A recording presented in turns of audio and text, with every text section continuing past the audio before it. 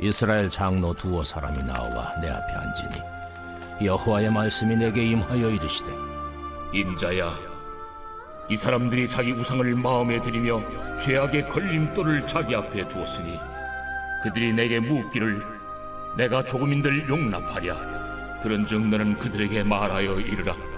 나 주 여호와가 말하노라. 이스라엘 족속 중에 그 우상을 마음에 들이며 죄악의 걸림돌을 자기 앞에 두고 선지자에게로 가는 모든 자에게 나 여호와가 그 우상의 수요대로 보응하리니 이는 이스라엘 족속이 다 그 우상으로 말미암아 나를 배반하였으므로 내가 그들이 마음먹은 대로 그들을 잡으려 함이라. 그런즉 너는 이스라엘 족속에게 이르기를 주 여호와의 말씀에 너희는 마음을 돌이켜 우상을 떠나고 얼굴을 돌려 모든 가증한 것을 떠나라. 이스라엘 족속과 이스라엘 가운데 거류하는 외국인 중에 누구든지 나를 떠나고 자기 우상을 마음에 들이며 죄악의 걸림돌을 자기 앞에 두고 자기를 위하여 내게 묻고자 하여 선지자에게 간 모든 자에게는 나 여호와가 친히 응답하여 그 사람을 대적하여 그들을 놀라움과 표징과 속담거리가 되게 하여 내 백성 가운데서 끊으리니 내가 여호와인 줄을 너희가 알리라. 만일 선지자가 유혹을 받고 말을 하면 나 여호와가 그 선지자를 유혹을 받게 하였음이거니와 내가 손을 펴서 내 백성 이스라엘 가운데서 그를 멸할 것이라.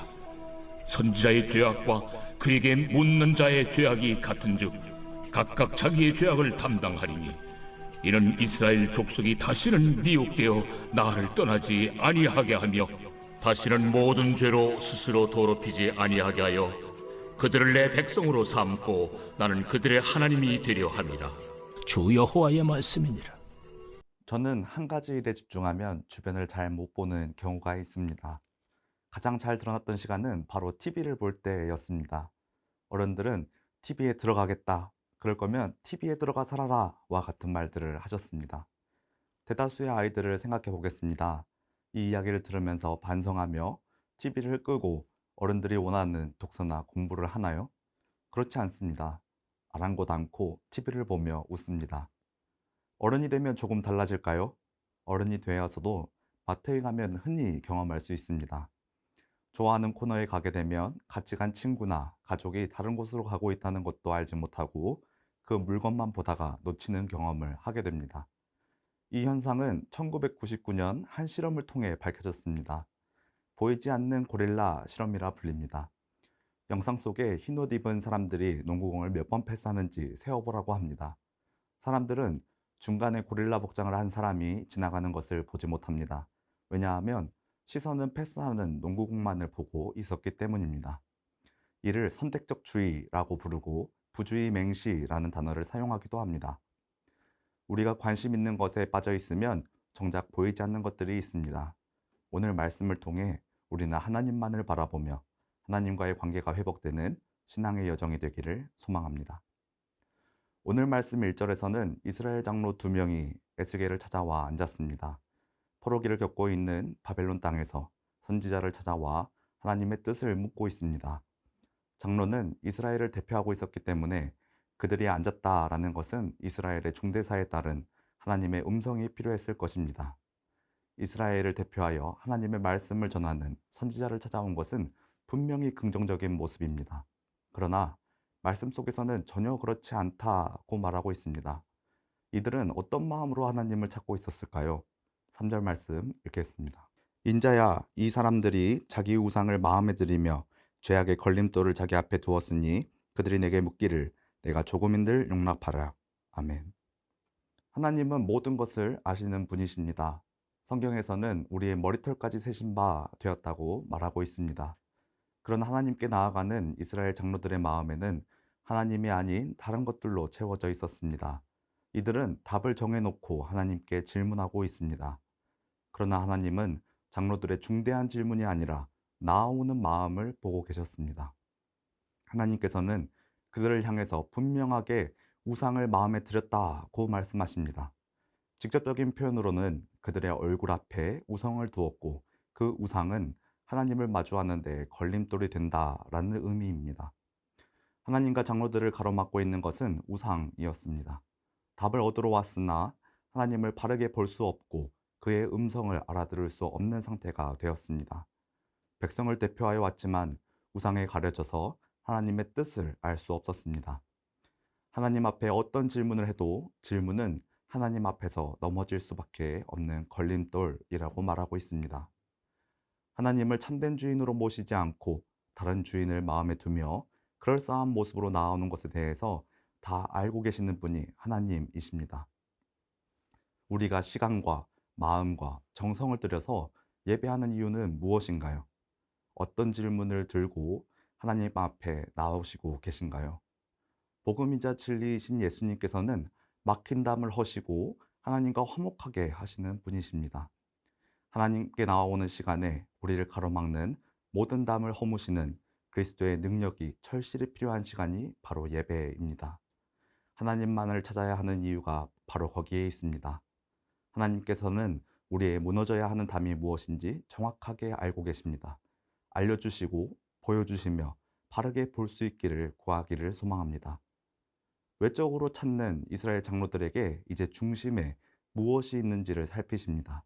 하나님께서는 6절 말씀에서 마음의 중심에 대해서 이야기하고 계십니다. 하나님을 찾는 것보다 분명하게 중요한 것이 있는데 그것이 바로 마음의 방향을 전환하는 것입니다.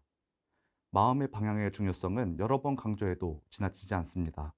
잠언에서도 무릇 지킬 만한 것보다 더욱 내 마음을 지키라고 말하고 있습니다. 왜냐하면 생명의 근원이 마음에서 나기 때문입니다. 성경은 계속해서 마음을 감찰하시는 분이 하나님이시다라고 말하고 있습니다. 우리의 말과 행동에서 마음에 있는 것은 드러나게 되어 있습니다. 하나님의 말씀을 받을 수 있는 마음인지 세상의 것들에 더욱 너그러운 마음인지 분명하게 드러납니다. 마음의 중심을 하시는 하나님께서는 그 의도까지도 감찰하시는 분이십니다. 그리고 이스라엘을 대표하여 온 장로들에게 하나님께서 응답하십니다. 8절 말씀입니다.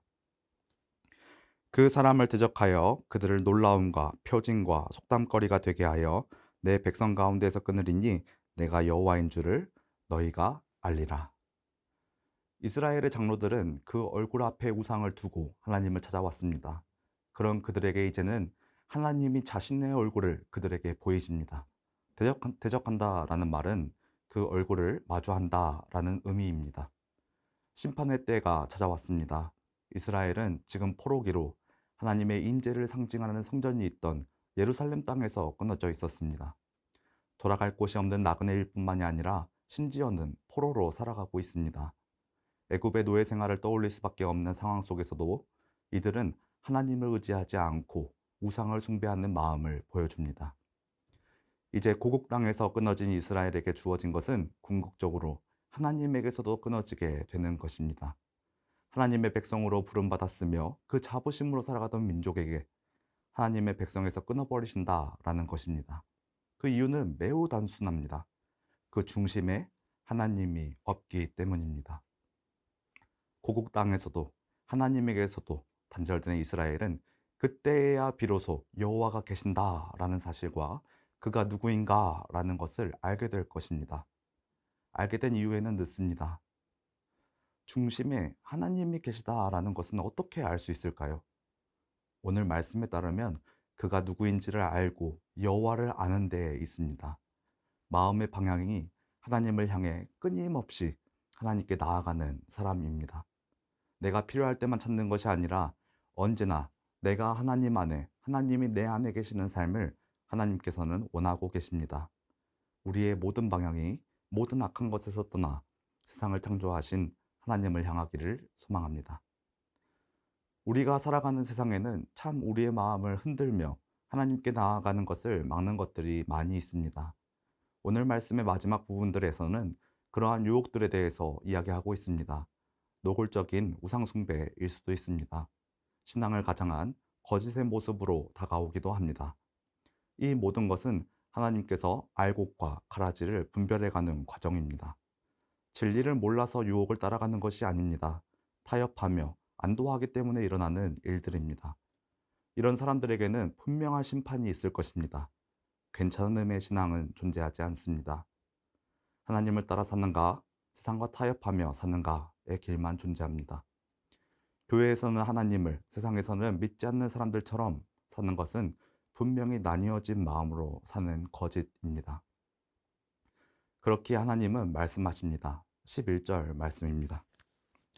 이는 이스라엘 족속이 다시는 미혹되어 나를 떠나지 아니하게 하며 다시는 모든 죄로 스스로 더럽히지 아니하게 하여 그들을 내 백성으로 삼고 나는 그들의 하나님이 되려 함이라. 주 여호와의 말씀이니라. 아멘. 하나님은 이스라엘에게 분명하게 원하시는 것이 있었습니다. 이스라엘이 하나님의 백성이 되고 하나님은 그들의 하나님이 되시는 것입니다. 하나님께서 모든 시간에 함께하고 싶어 하십니다. 시간을 구별하여 하나님께 드리는 이 시간, 하나님께서 하루도 미혹되지 않도록, 떠나지 않도록, 스스로 더럽히지 않도록 지키시기를 원하고 계십니다. 창조주 하나님이 우리의 하나님이 되시기 위해 찾아오십니다. 우리는 그의 백성으로 살아갑니다. 하나님의 나라를 항상 누리며 살아가는 성당교회 성도님들 모두가 되기를 소망합니다. 오늘도 라디오의 주파수를 맞추듯이 가장 또렷하게 하나님을 향하는 시간으로 분별하기를 바랍니다. 마음에 무엇이 있으신가요? 하루를 깨우는 아침, 그 마음이 하나님을 향하기를 소망합니다. 하나님은 모든 시간에 함께 하시기를 원하시며 우리의 하나님이 되시기를 원하십니다. 오늘 하루도 예수님께서 보여주신 승리가 막힌 담을 허무시는 능력이 우리 모두에게 함께하기를 소망합니다. 기도하겠습니다. 모든 것을 아시며 우리의 연약함까지도 돌보시는 하나님 감사합니다. 하나님을 바라보기에 우리의 앞을 가리고 있는 것들을 내려놓고 말씀 앞에 서 있습니다. 마음을 돌이켜 하나님을 향하는 이 귀한 아침 시간, 거룩하게 구별된 시간이기를 소망합니다. 하루 가운데 하나님과 동행하며 스스로 더럽히지 않고 하나님의 백성으로 살아가는 놀라운 경험으로 채워주옵소서. 매일의 기도와 예배가 하나님과 친밀한 관계 속으로 나아가기를 소망합니다. 하나님과 화목하게 하시는 예수님의 이름으로 기도드립니다. 아멘.